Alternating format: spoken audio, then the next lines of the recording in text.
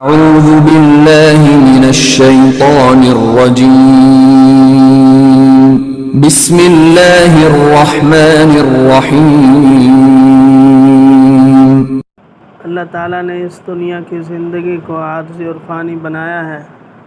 ہمیشہ کی زندگی موت کے بعد آخرت کی زندگی ہے، اور اس دنیا کے اندر اللہ رب العزت نے ہمیں آخرت کی تیاری کے لیے بھیجا ہے۔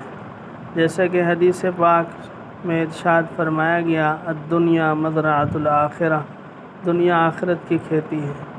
اس لیے ہر مسلمان کو اپنی دنیا کی زندگی ایسے گزارنی چاہیے کہ آخرت کی زندگی بہتر سے بہتر بنتی چلی جائے۔ اپنے اعمال کو نیک صالح رکھے، سنت کے مطابق رکھے، اللہ کے احکامات پر پابندی سے اہتمام کے ساتھ عمل پیرا ہو کر زندگی گزارتا رہے۔ اللہ تعالیٰ اس سے آخرت کی زندگی اچھی فرما دیں گے۔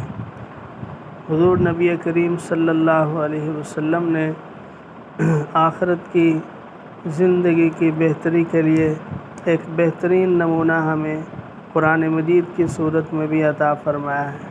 قرآن مجید جتنی کثرت سے پڑھا جائے، آخرت کے اندر بھی اور دنیا کے اندر بھی کامیابی کا بہترین ذریعہ ہے، اور قرآن مجید سب سے زیادہ وفادار، دنیا اور آخرت کے اندر وفا کرنے والی کتاب ہے۔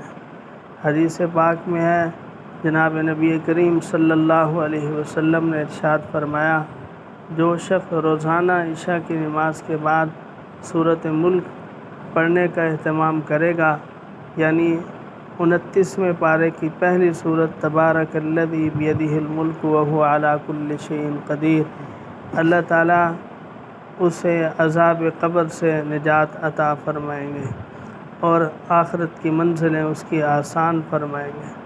صرف ایک سورت کے پڑھنے سے اتنی بڑی انسان کو نفع اور فائدہ حاصل ہوتا ہے، تو پورے قرآن مجید کے پڑھنے سے اللہ کی کتنی انعام، رحمتیں، برکتیں، عنایتیں نازل ہوں۔